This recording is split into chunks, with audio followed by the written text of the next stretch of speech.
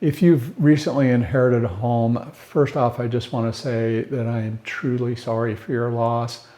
I hate this for you. I know how difficult it is, and it's just hard. And this is not just a transaction, it's personal, and everybody handles it differently. And then on top of the emotional toll, there's also a property to make decisions about, and that can be very hard as well. So, I recently worked with a family here in San Diego, and there was 4 siblings. 2 of them wanted to sell the property, and they actually just needed the money, and the other 2 wanted to keep the property and have it as a rental.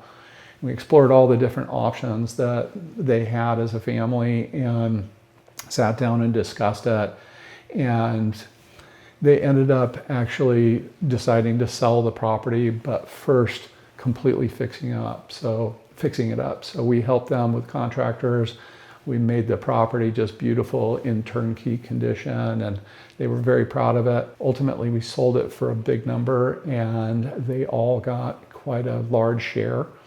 The 2 that had wanted a rental property got their wish. They got enough money to be able to make that happen. And then the 2 that just needed the money, they also got their wish. So there's a lot of different possibilities here.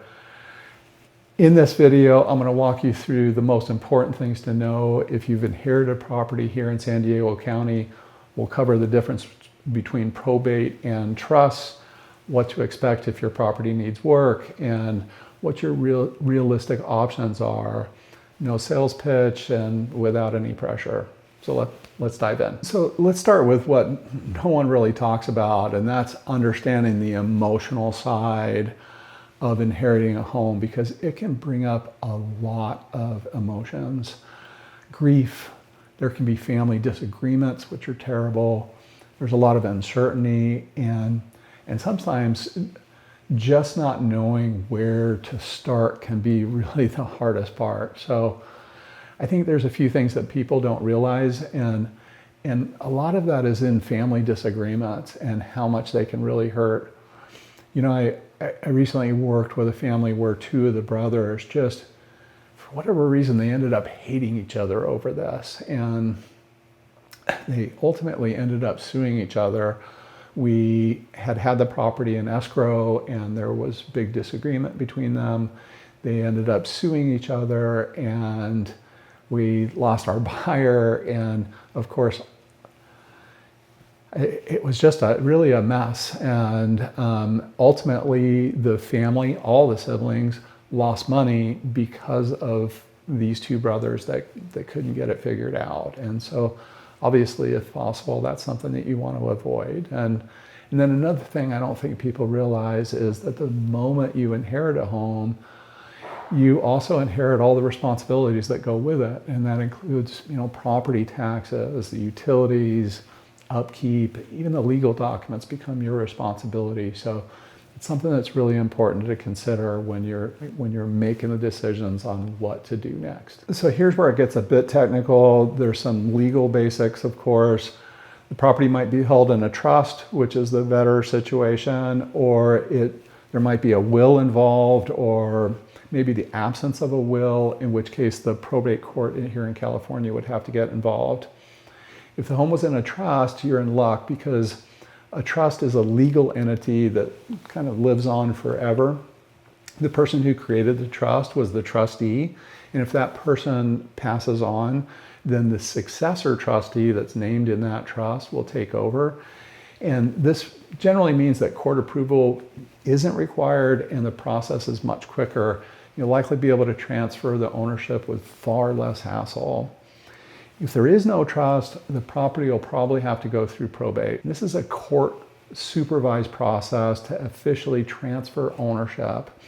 And it can take many months, a year, or even 2 years, depending on the complexity and how backed up the courts are. The good news is the home can still be transferred through probate, but it does require some very specific steps to get approved by the court. I think for most people, using a probate attorney is the best possible way to navigate the court process, because it's kind of tricky and it's helpful to have somebody that kind of walks that walk on a daily basis. But if you have time, and especially if you live locally, it can be done without an attorney as well. We've helped people sell their inherited properties both ways. Again, I think a probate attorney is probably a better way to go, but of course we got to do what works best for you. So what if the property needs work? I mean, obviously not every house is move-in ready. They're not turnkey, right? Especially some inherited homes. So, I mean, we see homes routinely that haven't been updated in decades, really, maybe never, and they have deferred maintenance that really, for some heirs, they feel like, the home's really just not sellable and they need to just get rid of it to a cash offer type situation. And I really caution you about that, to actually explore your options. Obviously, the first one is to fix it up and sell it. And a lot of people think, well, I don't have the money to do that. And what they don't realize is there's typically some loan options that they can do. They can also get contractors to defer payment till after close of escrow sometimes. And so there really is some ways that they can maximize the amount of money that they get in their pocket. They can also obviously sell it as is without making any repairs, or they could, like the third scenario, get an investor offer for a fast, simple cash sale. And there's really no right answer. There's only what's right for you and your family. But I do want to share, I recently worked with a family in the City Heights area of San Diego, and that home hadn't had any updates since the 70s, so quite some time ago. And the seller had received a cash offer for $600,000 on the property, and he was happy with that. He was going to take the $600,000 and be okay. His daughter got involved and she questioned that and spoke with me about it. And ultimately we cleaned the property up a little bit. We did not invest any money, just actually cleaned it up and made it much more presentable, got most of the stuff out of it. And then we marketed it in a way that we marketed to all of those cash investors, but we are also able to market to retail investors as well, retail buyers as well. And ultimately, we sold the property for $750,000. It was $150,000 over what the seller was willing to accept. And obviously, he was quite happy. And so that's something that you really do obviously want to explore, because you don't want to leave that kind of money on the table, I don't think. So here in San Diego, there's some market insights and pitfalls to avoid. One thing I always share with my clients is to not hold on to an inherited property without a plan. And so I think it's really important to look at all your options as early on in the process as possible and figure out what it is, what's right for you. Make a plan and then stick to it, follow that plan. And part of the reason I say that is first off, property taxes in the state of California are super high, as is property insurance. And that stuff just racks up quickly. And then a home that's left vacant can face some pretty significant maintenance issues. Things can happen like a roof leak or a plumbing leak that can cause huge damage in a short period of time.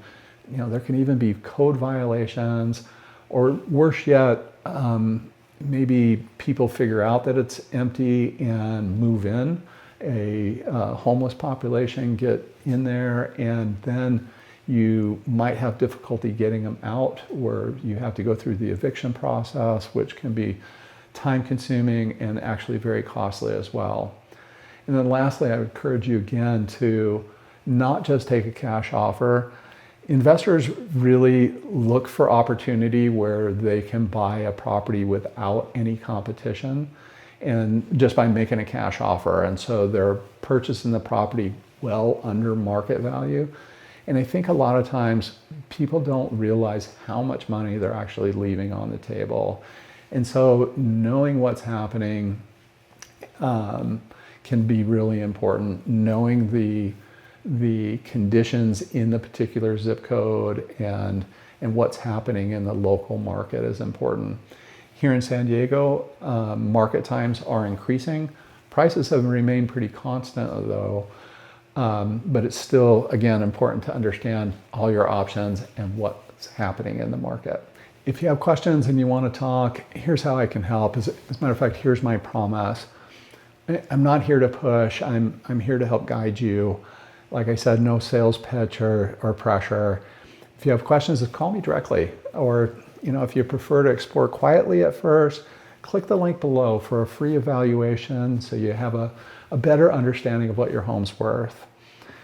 I want to just encourage you to get information, because this will, in the long run, it'll help reassure you when you know what all your options are, when they're not a mystery. You've had a chance to take a look at what your options are and you make a plan. That will go a long way to making peace in your heart so that you know what next steps you might take. Even if you're not ready to sell yet, that's totally fine. Let's just have a conversation. Like I said, no sales pitch, no pressure, just advice about your unique circumstances. So thanks for watching. Please consider subscribing if you want more honest local insight into the San Diego real estate market. Share this with somebody who might be going through a similar situation. My name is James Renfro. I'm your San Diego real estate insider. I'm here to help if you need me.